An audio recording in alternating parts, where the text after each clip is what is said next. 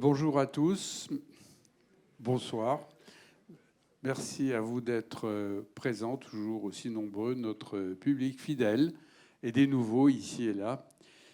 Alors, nous avons aujourd'hui la chance d'avoir le professeur Patrice Debré qui va parler de Pasteur. Après, nous aurons notre quatuor préféré de jazz manouche avec, je cite vos noms, je ne les sais pas par cœur. Donc, Julien Dussap qui sera au violon, Adrien Taraga qui sera à la guitare, Alexandre Arnaud qui s'occupe un peu de tout à la guitare et François Bernard à la contrebasse. Ce quatuor que j'avais rencontré à la Romerie et avec qui nous avons sympathisé et qui est maintenant sont maintenant des habitués d'ici. Je vous annonce simplement le programme de la suite. Je crois que c'est le 14 décembre. On aura une journée entière sur l'histoire des neurosciences qu'on fait tous les ans. Mais cette fois-ci, je pensais que pour beaucoup d'entre vous, ça pourrait être intéressant parce que le sujet, c'est la marche.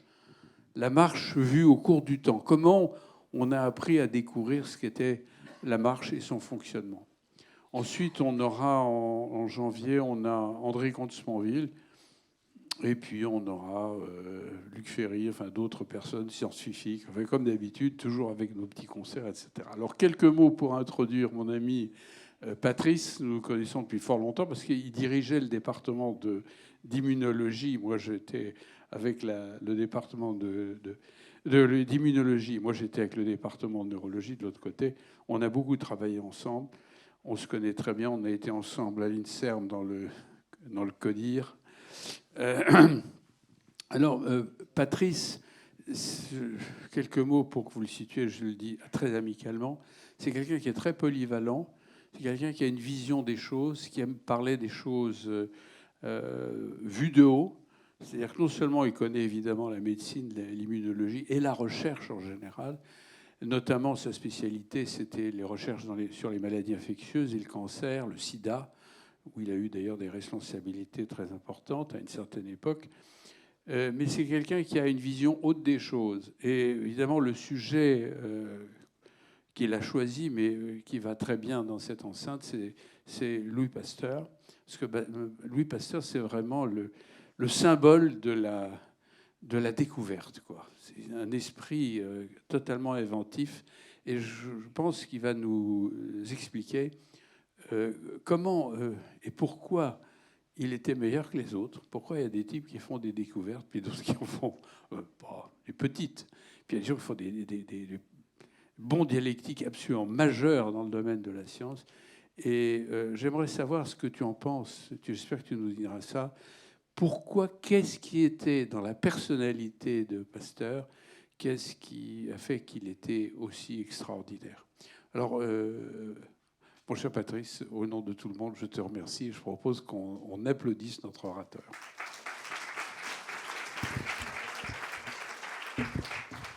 Merci Yves, bonjour à toutes et à tous. Voilà, oui.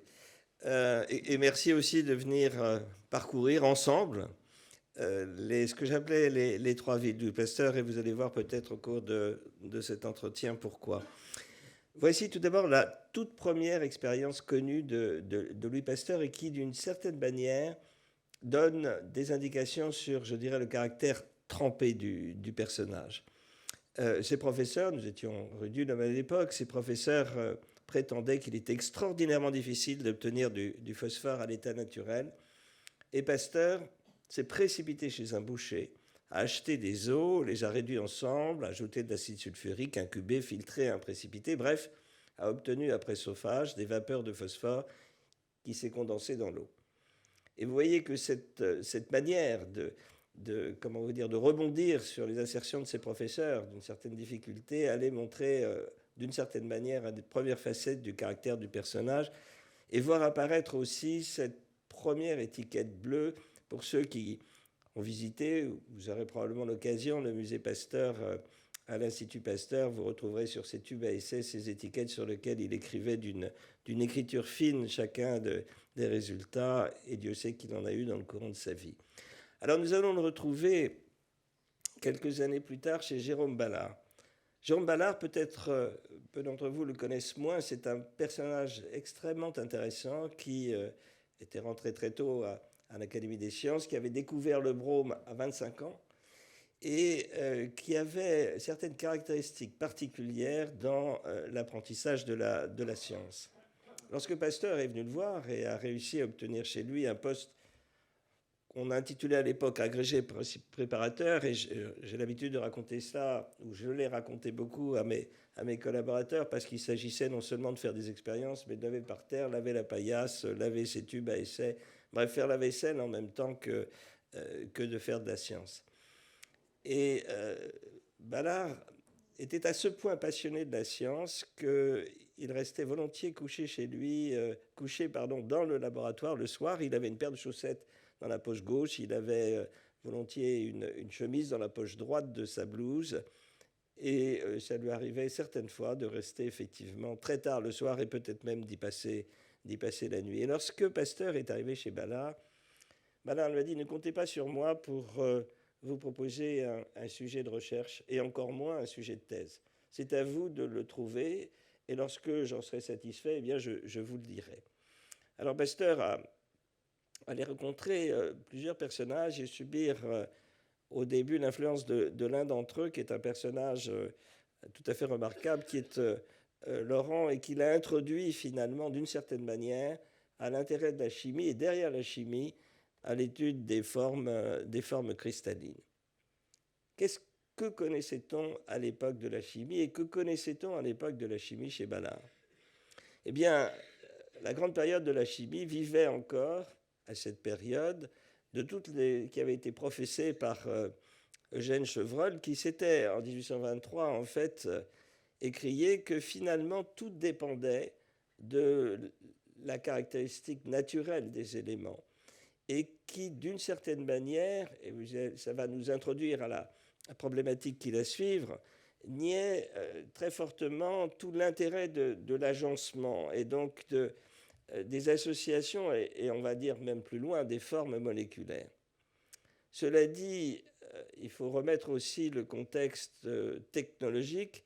La cristallographie, parce que c'est des cristaux qu'il s'agissait, s'étudiait de deux manières. La première, le goniomètre, qui mesurait les angles des cristaux, et la deuxième, qui devait beaucoup à un certain nombre de chimistes dont je vais vous parler, qui est la polarimétrie. Dans le même esprit que Eugène Feuerol, d'une certaine manière, des grands scientifiques de l'époque, et en particulier Misterlich, on va y revenir, prétendaient qu'à partir du moment où l'on connaissait la chimie d'une molécule, et si elle était identique d'une molécule à l'autre, eh bien c'est que ces molécules étaient strictement les mêmes. Autrement dit, le dogme était même cristal, même chimie. Le polarimètre, en fait, était un instrument qui avait été inventé et mis au point après la découverte par Étienne Malus de la polarisation lumineuse, c'est-à-dire de la réfraction en fait de la lumière, une découverte dont il y a d'ailleurs plusieurs explications qui sont données dans la littérature. L'une qui est très certainement fausse, c'est qu'il avait inventé une sorte de petit périscope pour suivre les silhouettes féminines lorsqu'il se promenait dans le jardin du Luxembourg, et l'autre qui est très certainement vraie, qui est l'observation en fait de la diffusion de la lumière ou réfraction de la lumière sur les fenêtres du Luxembourg, et qu'il en avait déduit par conséquent que cela pouvait à la fois traduire une caractéristique physique qui par la suite avait été réutilisée par un des principaux mentors, on va dire un des parrains de Pasteur, qui était Jean-Baptiste Biot. Jean-Baptiste Biot, un personnage fabuleux, lui aussi entré très tôt à l'Académie des sciences, à 29 ans comme vous le voyez, et qui avait eu l'idée d'utiliser le phénomène de polarisation lumineuse pour caractériser les molécules chimiques et ainsi définir des corps qui déviaient ou qui ne déviaient pas la lumière, dits actifs par conséquent et non actifs, et défendait, et c'était là toute la découverte, que la déviation lumineuse dépendait de la spécificité chimique.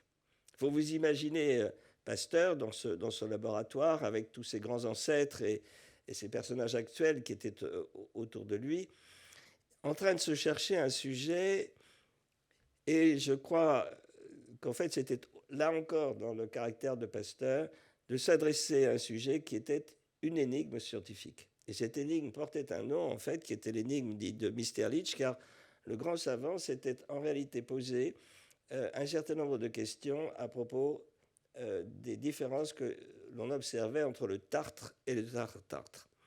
Le tartre, tout le monde le connaît, me semble-t-il, c'est cette substance blanchâtre que vous trouvez aisément dans les tonneaux de vin. C'était un corps qui était utilisé en fait pour le mordançage, coloration des étoffes, agissant d'ailleurs dans la pharmacopée comme vomitif, mais qui pour les chimistes avait une caractéristique bien particulière.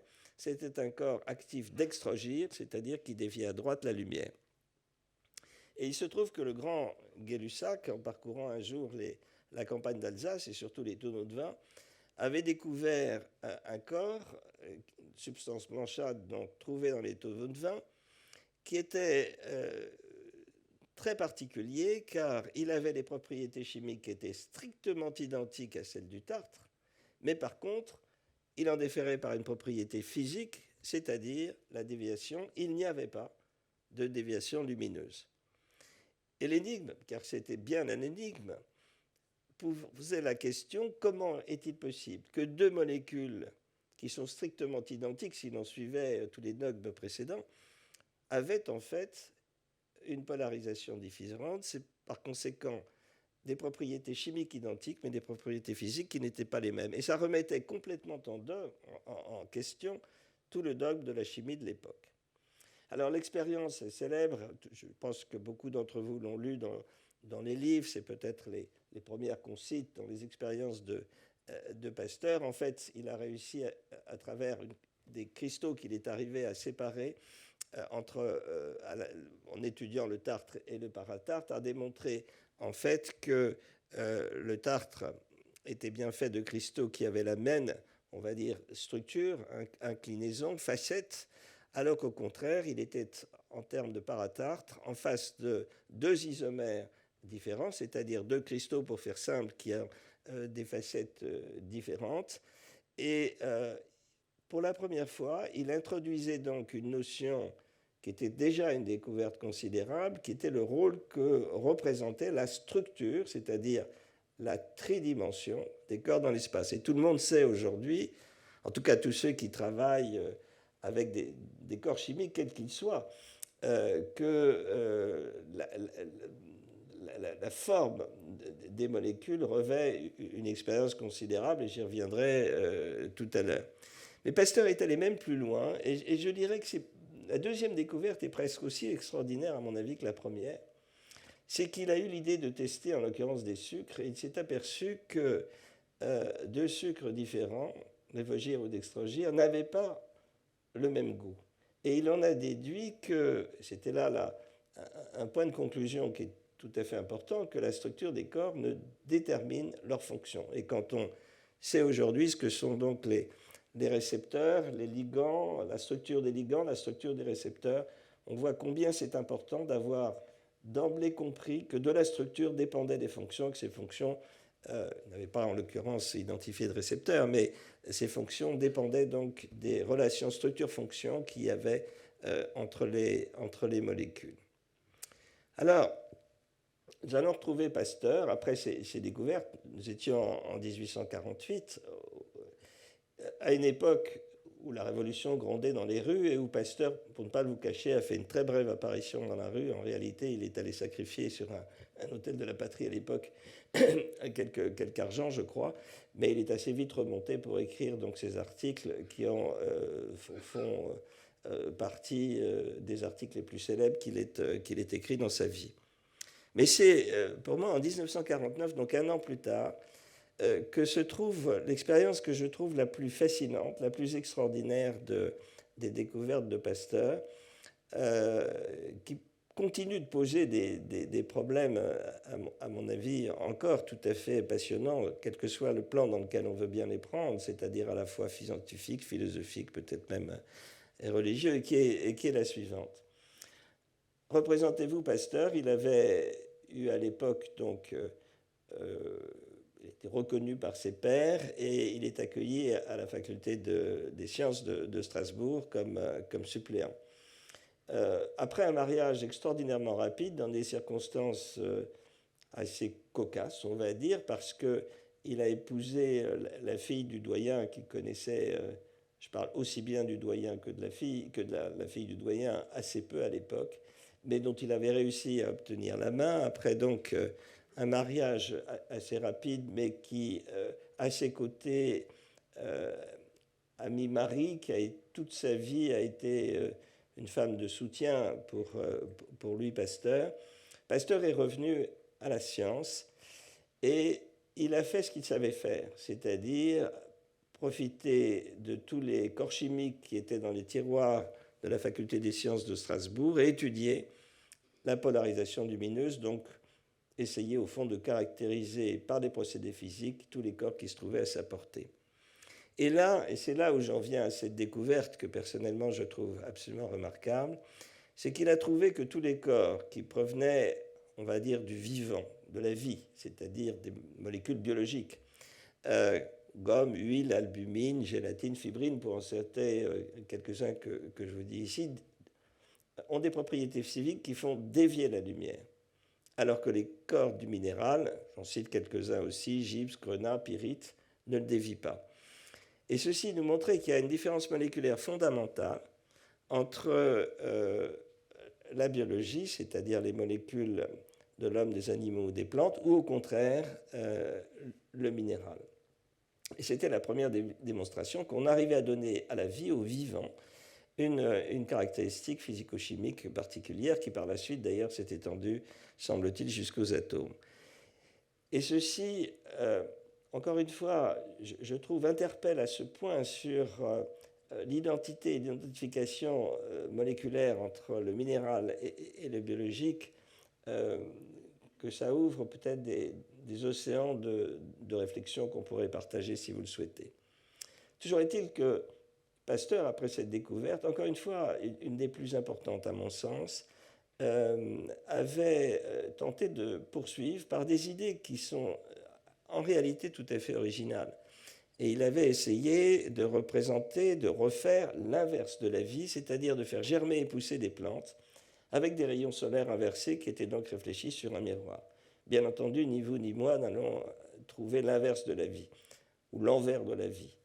Mais lui non plus d'ailleurs, il y a perdu en réalité pas mal de ses budgets à l'époque. Marie fronçait les sourcils en lui disant qu'il s'enfonçait vers des expériences qui l'entraînaient probablement trop loin de ce qu'il était capable de pouvoir trouver dans la vie.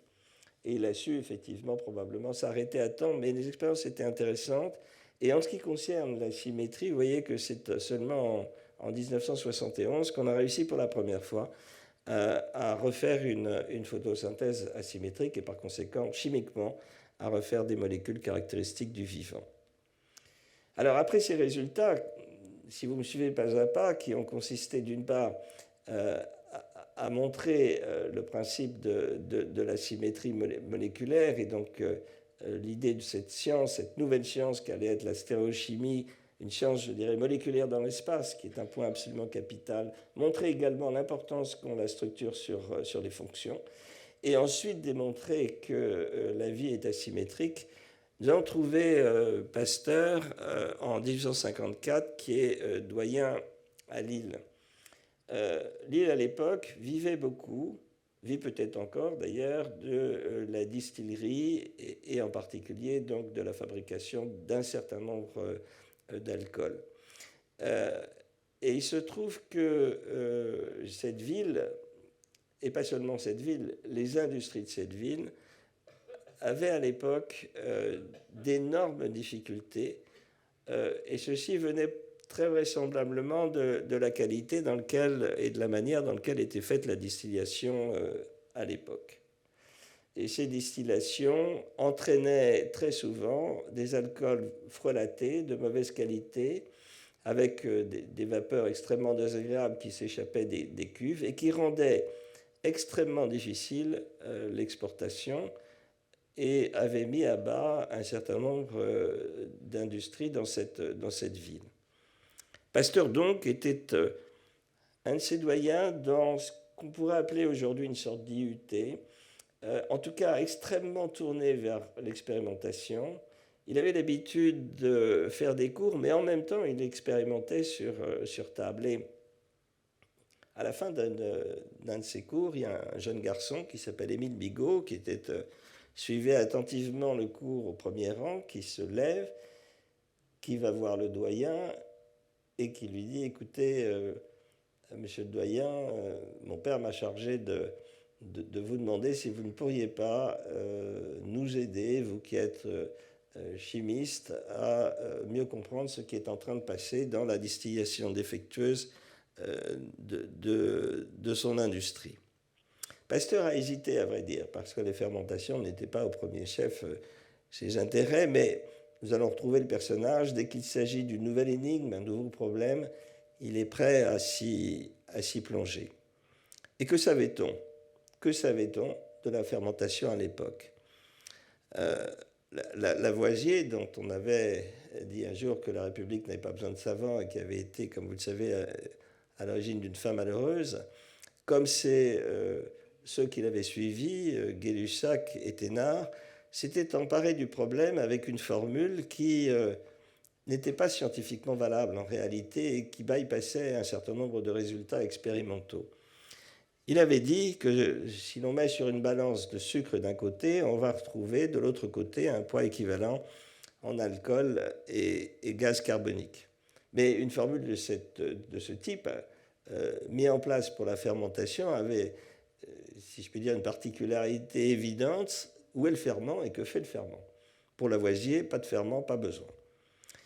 Pour Liebig, le grand Liebig, qui était à l'origine, comme vous le savez, du bouillon cube pendant la guerre de 70, donc quelques années plus tard, mais qui était déjà un personnage célèbre, il fallait du ferment, certes, mais le ferment n'était utile que parce qu'il disparaissait. Autrement dit, et pour faire simple, le ferment n'était pas utile sous une forme dite d'activité biologique.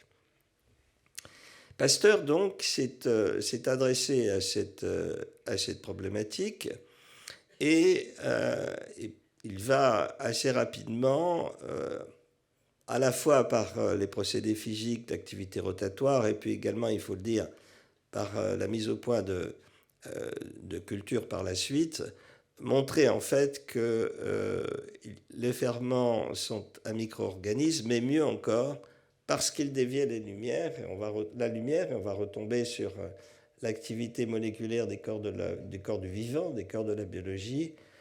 Il montrait que le ferment était un micro-organisme vivant.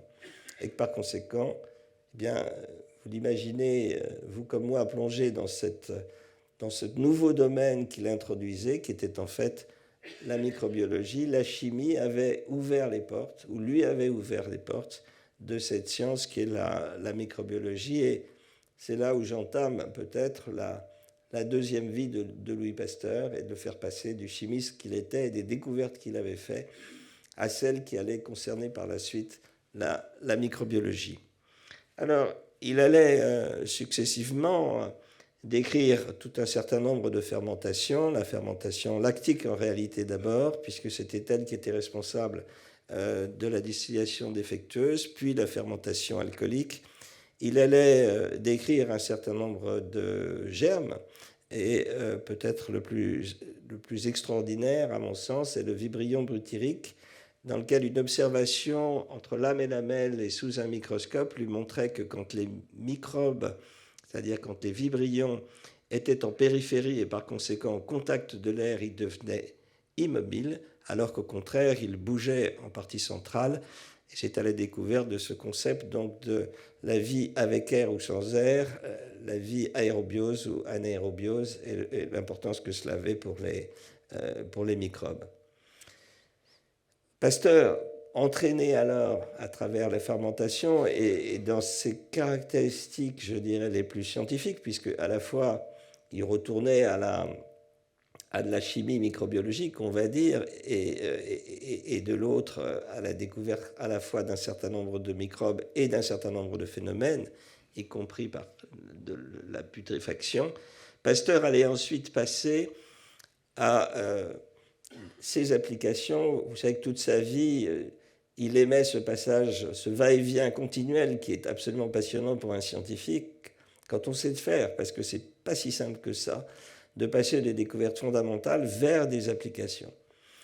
Et là, donc, il s'est intéressé, ça paraissait d'ailleurs peut-être assez naturel à la suite des problèmes de la distillation, mais ce n'était pas si simple que ça, aux grandes problématiques qu'avaient les vins à l'époque. Beaucoup d'entre eux étaient des vins de mauvaise qualité, et il a poussé le domaine de l'application jusqu'à acheter une vigne et travailler lui-même, tenter lui-même d'étudier les vins dans une sorte de laboratoire de campagne à Arbois, qui est la petite ville dont il était né, où il avait hérité de la maison de son père.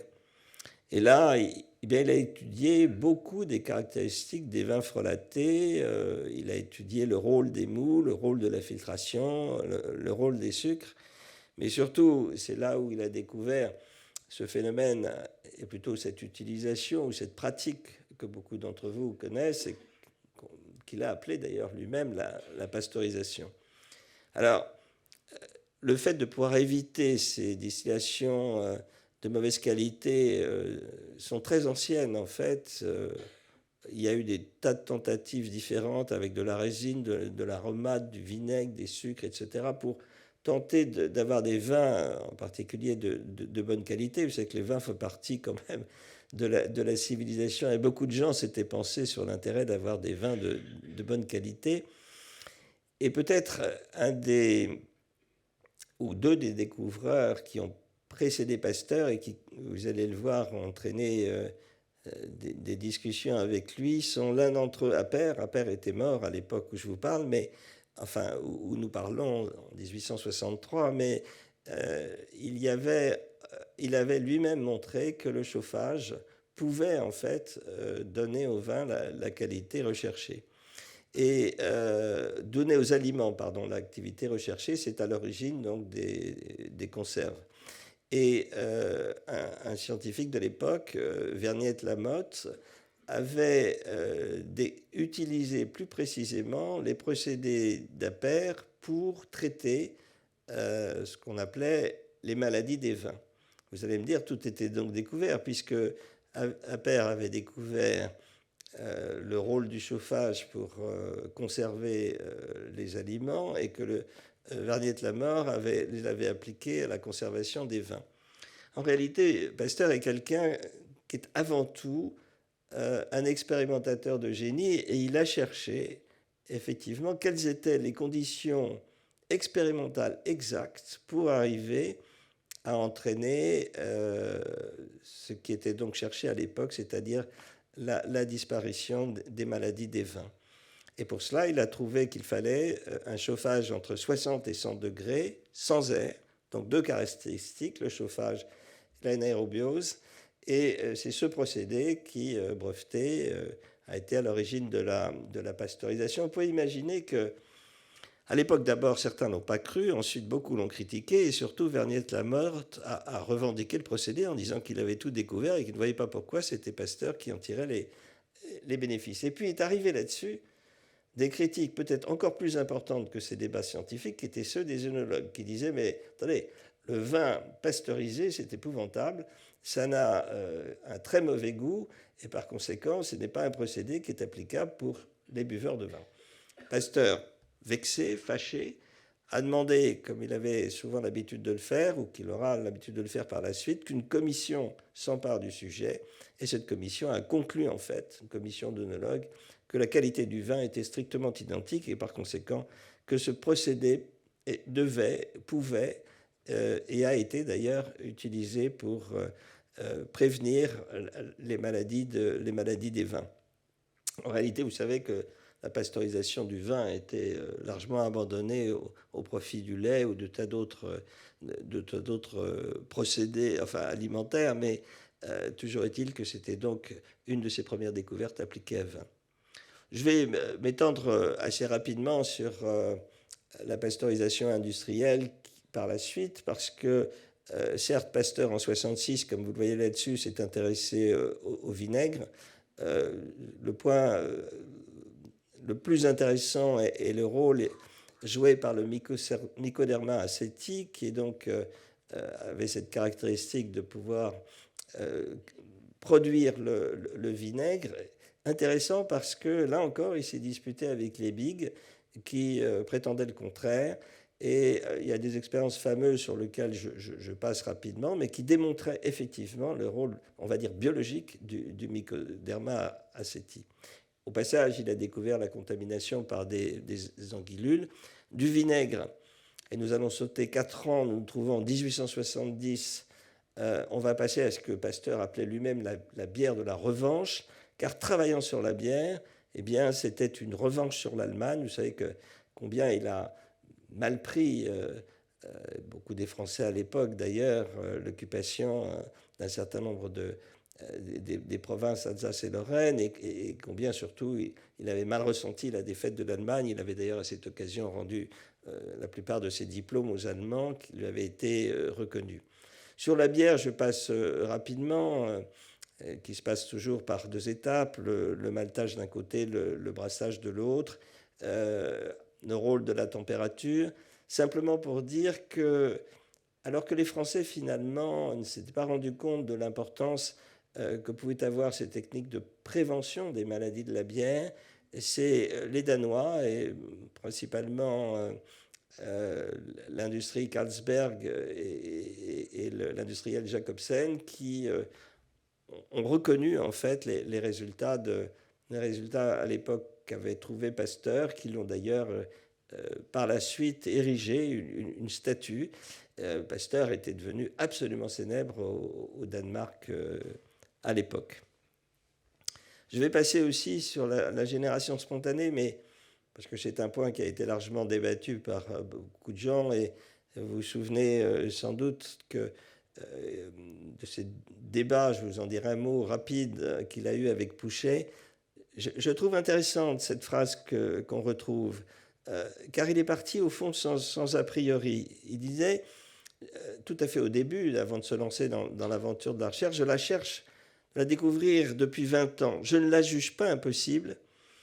Qui vous autorise à vouloir qu'elle était à l'origine de la vie? Qui vous dit que les progrès incessants de la science n'obligera pas à affirmer que la vie a été de toute éternité et non la matière? Vous voyez que Pasteur n'était pas avare de réflexion qui, au-delà de la biologie, s'intéressait d'une certaine manière à la philosophie et, par cette phrase-là, je dirais même à la religion.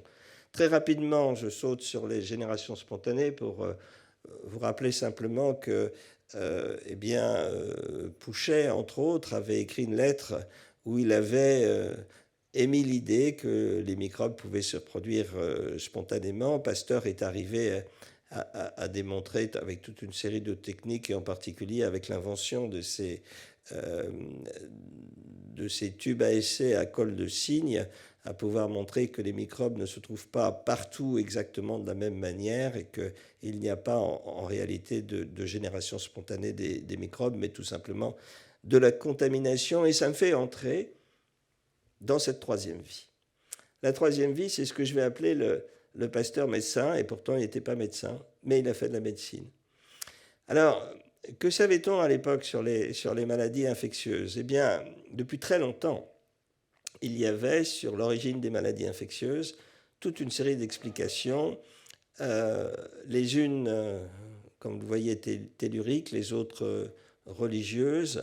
On imaginait que pour des maladies aussi graves que la peste, le choléra, le typhus, il y avait l'intervention de forces divines ou occultes. Vous allez retrouver dans Hippocrate déjà cette notion, on va dire, de la santé environnementale et du rôle joué par l'eau, l'air et le milieu. Et une deuxième notion qui est tout à fait intéressante également, qui est la maladie de la pauvreté. Donc environnement et pauvreté, qui sont attachés aux maladies infectieuses, et en particulier à l'émergence des maladies infectieuses, étaient déjà relativement connus. Et connus aussi, comme vous le voyez, le rôle d'un certain nombre de marais. Si on revient à un siècle avant Jésus-Christ, Varron les avait décrits. Et sur la syphilis ou la peste, l'invention du microscope avait permis déjà de pouvoir voir des micro-organismes sans qu'on puisse relier, bien sûr, la découverte ou l'observation à la conclusion, c'est-à-dire à l'apparition des maladies infectieuses. Lorsqu'il entre chez les médecins et qu'il est reçu, et d'ailleurs, on ne s'assoit plus à la pièce exacte où était Pasteur, puisque l'Académie de médecine a changé, mais il était dans un bout de la salle. Il n'était pas au centre et il était au milieu de, on va dire, de grands mandarins, comme c'est souvent le cas, et de gros mandarins qui croyaient assez peu à la problématique des microbes. Vous voyez une citation que je vous cite de Michel Péter qui disait, mais un Pasteur qui le rejetait d'un air agacé et qui disait, mais que m'importent vos microbes et à quoi servent vos découvertes, ce ne sera qu'un microbe de plus. Et vous imaginez Pasteur lui disant, de quoi parlez-vous, c'est un blasphème médical. Le médecin ne doit pas être un isolé dogmatique. Et d'ailleurs, intéressez-vous à la science, intéressez-vous à la physique, à la chimie, à la biologie. Mais tout en parlant peut-être et tout en tentant de contredire ces contradicteurs, Pasteur entrait en fait dans une nouvelle science qu'il connaissait en réalité peu encore et qui était celui des problématiques des maladies infectieuses et notamment des maladies infectieuses à la fois humaines et animales. Quand je dis qu'on passait de la déraison, c'est-à-dire qu'on ne comprenait pas à quoi étaient dues les maladies infectieuses, à la raison, c'est parce que progressivement, quand même, quelques exemples de maladies étaient liés à des germes. Et je vous en cite quelques-uns, comme la muscardine du ver à soie, comme chez l'homme la teigne, qui était liée à un champignon. Vous allez retrouver quelques maladies comme la gale, le muguet, l'herpès tonsurant. Mais personne ne croyait vraiment que les germes étaient responsables des maladies infectieuses et on pensait que ces quelques maladies que je vous cite étaient finalement atypiques dans l'histoire des maladies infectieuses et que de toute manière, c'était des problèmes essentiellement cutanés qui ne faisaient pas rentrer le germe à l'intérieur du corps. Et on peut se poser des questions. Pourquoi est-ce que les scientifiques de l'époque, au fond, ne s'intéressaient si peu au rôle des microbes? Eh bien, si vous regardez l'histoire de la médecine de cette période, c'était le moment où on s'intéressait aux recherches physico-chimiques. C'était le moment où la physique, où la chimie, mais pas la biologie, rentrait dans la science médicale, où je vous ai fait un petit schéma sur l'œil, mais c'est aussi des périodes où on travaillait avec les électrocardiogrammes, une période où on inventait et on étudiait la vision de l'œil, et par conséquent, il y avait une sorte de déviation, je dirais, vers la physique et la chimie aux dépens de la biologie, sans comprendre que le tous travaille ensemble et qu'il n'y a pas de l'un sans l'autre. Avant de s'intéresser réellement aux germes, aux germes, c'est-à-dire à l'application des microbes dans les maladies infectieuses, il faut que je fasse deux détours, l'un sur la sepsie et l'autre sur l'antisepsie. Et si je fais ces détours, c'est pour vous montrer combien les connaissances étaient indirectes encore à l'époque et pourtant frayaient déjà le chemin vers la compréhension du rôle des micro-organismes dans les maladies infectieuses. La première, c'est la sepsie. Vous connaissez tous les découvertes d'Ignace Semmelweis, mais je ne résiste pas à l'envie de vous les rappeler. Semmelweis était un gynécologue obstétricien qui travaillait à Vienne, dans un grand hôpital de Vienne. Et dans cet hôpital de Vienne, dans ce grand hôpital de Vienne, il y avait deux maternités. Il y avait une maternité où les résultats étaient absolument catastrophiques. Les femmes qui venaient accoucher à l'hôpital, qui avaient le malheur de venir à l'hôpital au lieu d'accoucher chez elles, dans un pourcentage extrêmement important de cas, mouraient en couche. Alors que dans l'autre maternité, je ne dirais pas que tout était bien. Il y avait un pourcentage important de femmes qui mouraient en couche, mais avec un différentiel important par rapport à la première maternité. Et Semmelweis est parti de ce problème, comme quoi il faut toujours partir d'un énigme en science, y compris en sciences médicales, et s'était posé la question de savoir à quoi était due cette différence. Il a donc observé, et un des premiers points de son observation a été de noter qu'il y avait des étudiants en médecine dans la première des maternités, celle où il y avait les désastres que je vous signalais. Et il a eu l'idée de proposer aux étudiants en médecine de quitter cet hôpital et de voir ce qui allait se passer. Alors il a commencé à faire sortir les étudiants étrangers, puis ensuite les autres. Et une fois que tous les étudiants sont partis, il s'est aperçu que le pourcentage de femmes qui mouraient en couche était à peu près équivalent à celui du second hôpital, c'est-à-dire celui où, au contraire, les résultats étaient tout à fait satisfaisants. Alors il a fait à nouveau rentrer les étudiants en médecine, l'expérience contraire, et il s'est aperçu qu'à ce moment-là, le taux de mortalité augmentait. Il a donc suivi les étudiants en médecine, et c'est comme ça qu'il s'est aperçu que dans leur cursus journalier, les étudiants passaient d'abord dans les salles d'autopsie, puis montaient ensuite faire les examens gynécologiques des femmes enceintes. Et il a eu l'idée à ce moment-là que les étudiants transportaient au bout des doigts quelque chose qui était des semences de mort, on va dire ça comme ça, sans avoir identifié les microbes, et proposaient la première des méthodes de prévention, dont on a bien sûr beaucoup parlé au cours du Covid, sans rappeler cependant les expériences de Semmelweis, qui était le lavage des mains. Par la suite, eh bien, les procédés ont été découverts, redécouverts. Pasteur n'a jamais connu Semmelweis et très vraisemblablement n'a jamais eu réellement connaissance de ces résultats. Mais vous voyez que les applications des années 70, au moment de la guerre, rejoignaient, à travers les pansements ouatés, des résultats sensiblement satisfaisants de la sepsie.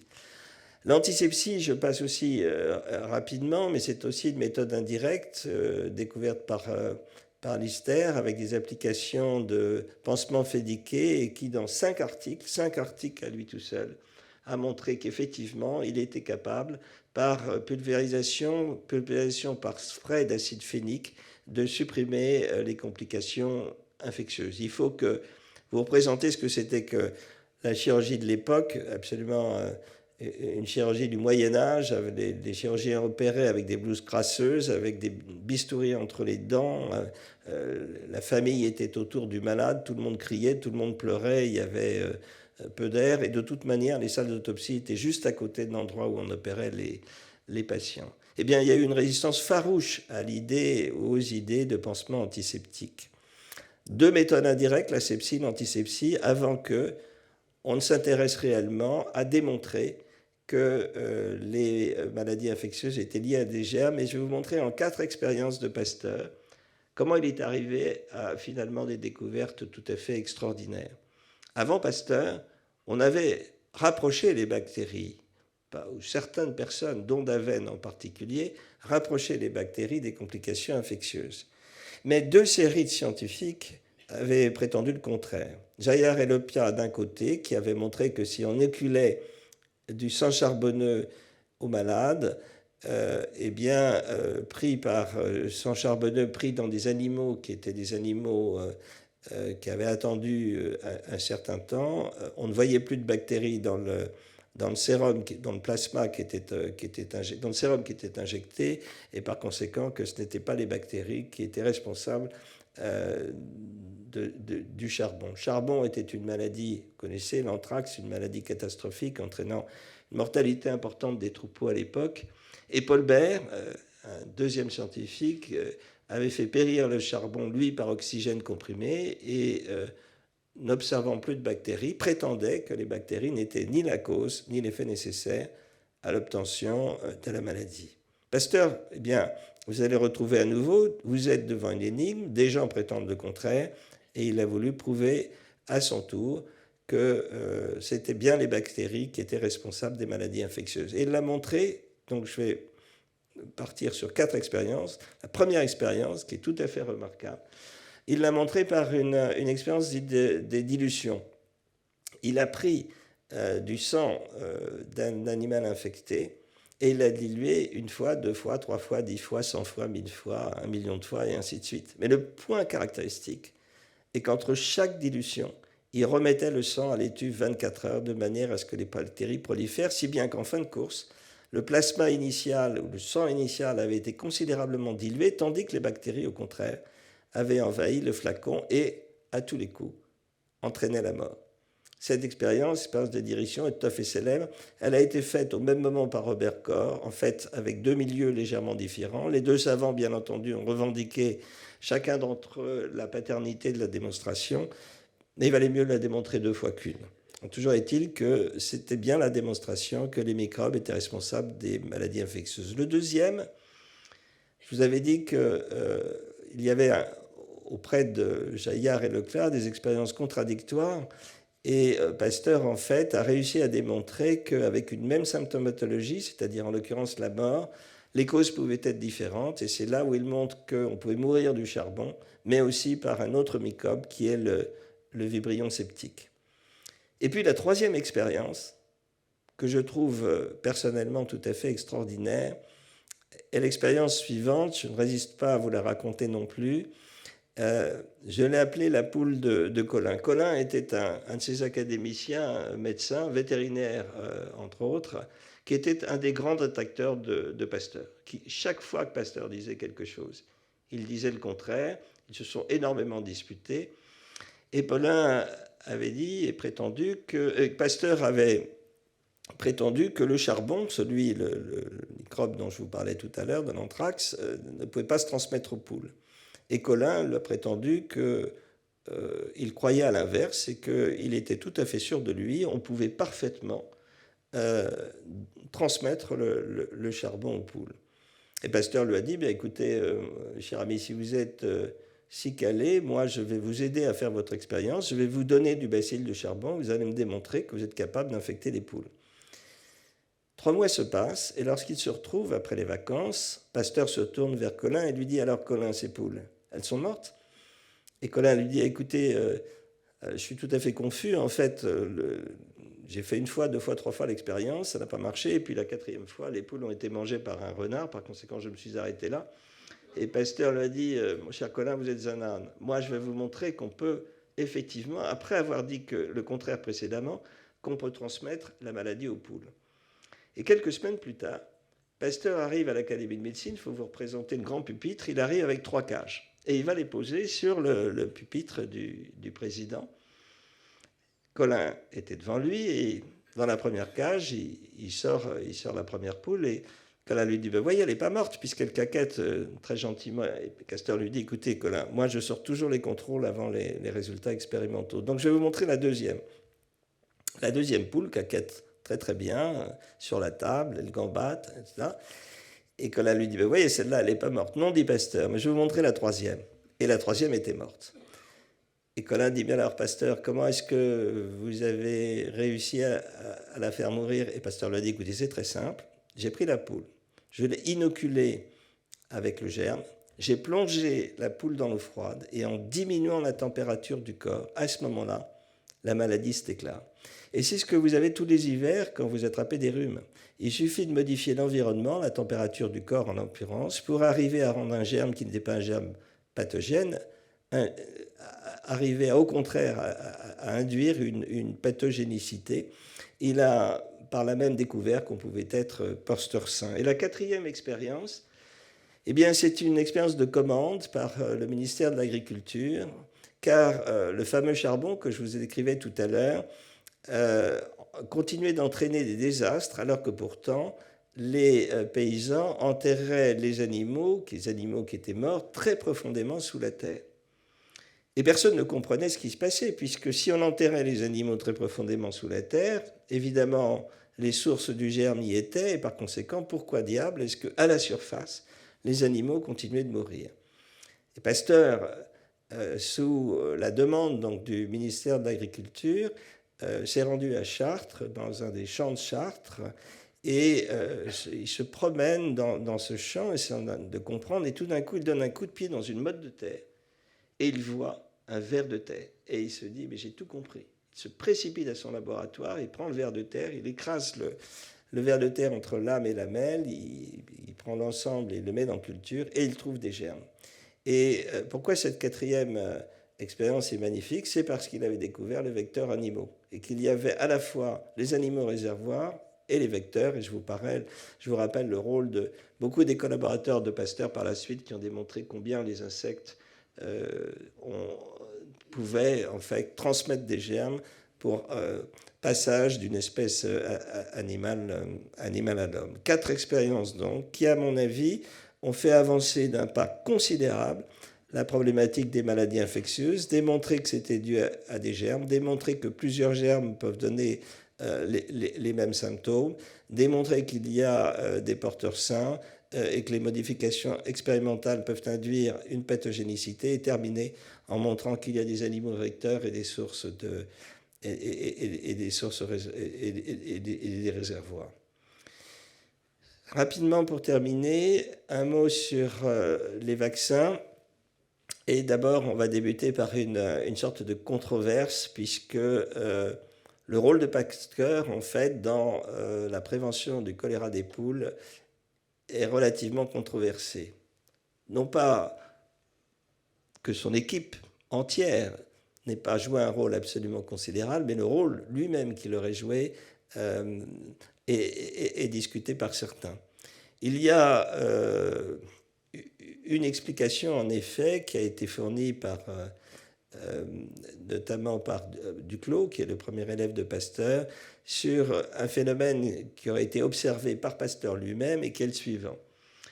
Si vous laissez suffisamment de temps à une culture de choléra des poules, celui-ci perd son effet infectieux. C'est ce qui avait été, d'après Duclos, découvert par Pasteur à la suite d'un été, où, ayant laissé une culture microbienne pendant tout l'été, et la reprenant 3 mois plus tard, il s'aperçoit que non seulement cette culture microbienne n'est pas infectieuse, mais qu'elle prévient une infection, et découvre à ce moment-là le rôle vaccinal des proliférations microbiennes atténuées.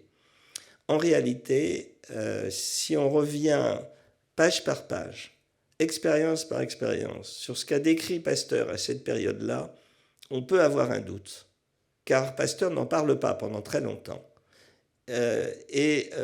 Beaucoup imaginent en fait que c'est Roux qui aurait découvert en grande partie la manière d'atténuer le choléra des poules et par conséquent à l'origine de la phénoménologie. Mais que ce soit Roux ou Pasteur, l'équipe pasteurienne était au premier plan, au premier rang de la découverte donc, de ce vaccin. Le deuxième vaccin est probablement plus important parce que ça a été une expérience au champ. En fait, retenez que Pasteur s'était intéressé au vaccin, effectivement, et à un phénomène qui permettait l'expérimentation vaccinale, qui est l'atténuation de la virulence. Au fond, Pasteur n'a bien sûr pas inventé le vaccin, mais la vaccination, pardon. Mais ce qu'il a trouvé, ce qu'il a cherché, c'est à obtenir des vaccins. Et la manière d'obtenir des vaccins, de la même manière que il avait travaillé pour les conserves à travers la chaleur, eh bien, l'atténuation microbiologique était un des points vaccinaux.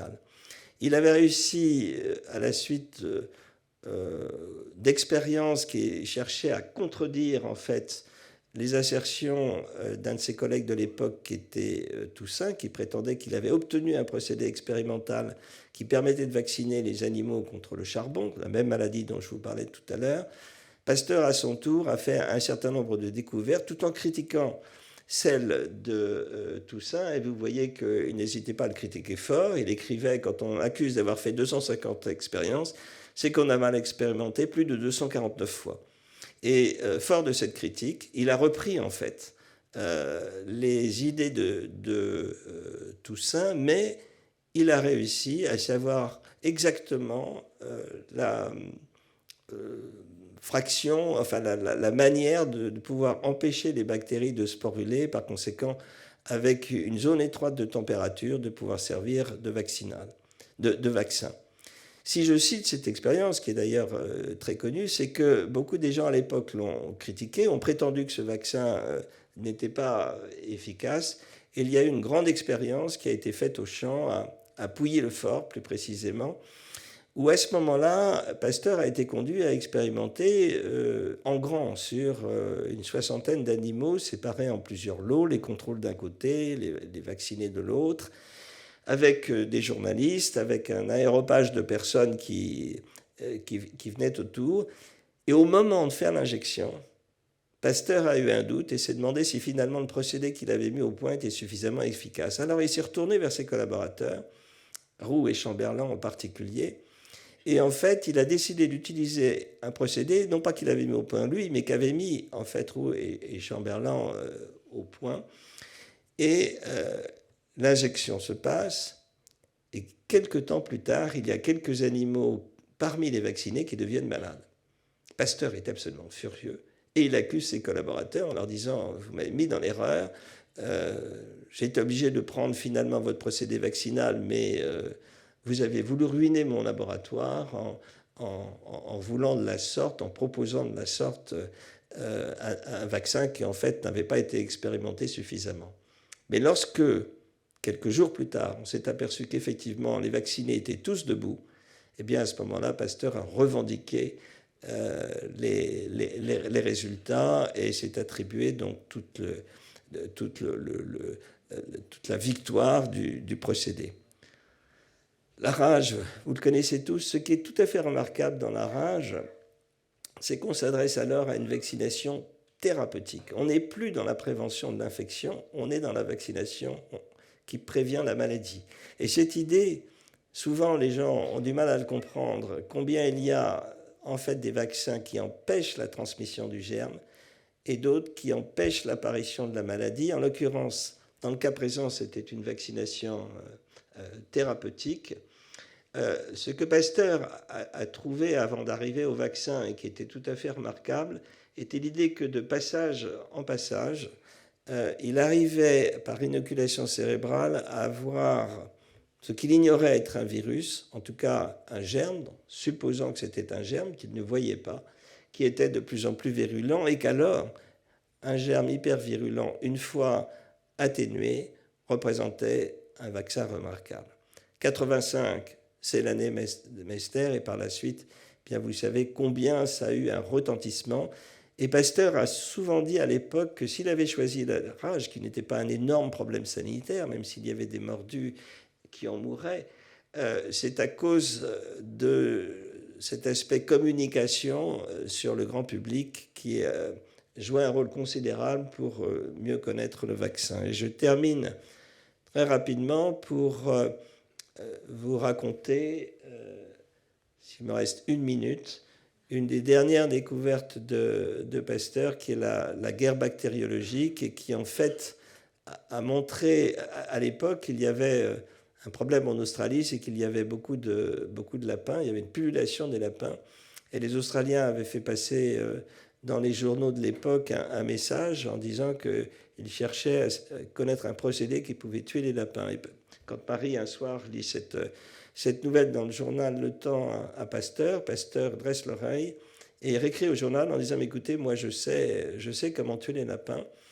Et à ce moment-là, la veuve Clicquot, qui était la mère du Champagne, comme vous le savez, répond à Pasteur en lui disant « Mais si vous avez tué les lapins, venez peut-être tuer les lapins de Béchet parce que ils sont des dégâts absolument considérables pour la production du champagne. » Effectivement, il y a eu un essai, et par chance d'ailleurs assez extraordinaire, tous les lapins de la veuve Clicquot ont été tués et ça ne s'est pas diffusé plus loin. Mais fort de ce succès, Pasteur a réécrit au gouvernement australien en leur disant non seulement je suis capable de tuer les lapins, mais en plus ça a été expérimentalement démontré. Du coup, le gouvernement australien demande à Pasteur qu'on lui envoie donc les germes en question.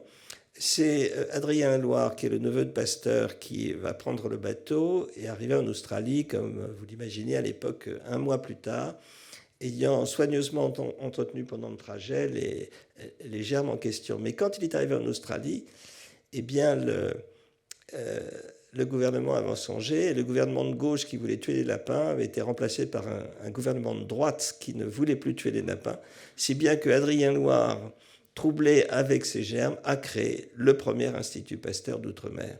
Vous voyez qu'on est passé de la guerre bactériologique à la création du premier Pasteur et à une autre carrière qui est celle d'Adrien Loire. Quand Pasteur décède, vous voyez, le 28 septembre 1895, entouré de ce que j'ai appelé la génération Pasteur, entouré, pas forcément physiquement bien sûr, mais au moins moralement par tous ceux qui l'avaient accompagné, à la fois par les grands, Roux, Metchnikov, les non moins grands, Yersin, Calmette et Nicole, qui étaient la génération du dessous. Il avait, si je puis dire, parcouru 3 vies successives, et c'est là où je revendique peut-être ce titre. Ce chimiste qu'il avait été était passé à la microbiologie et à la médecine, et pas n'importe quelle médecine, puisqu'il s'agissait à la fois de démontrer ce qu'étaient les maladies infectieuses et le rôle du germe, de comprendre ce qu'étaient à l'époque les premières prémices de l'hygiène, et bien sûr d'appliquer les méthodes préventives de la rage. Voilà, merci beaucoup.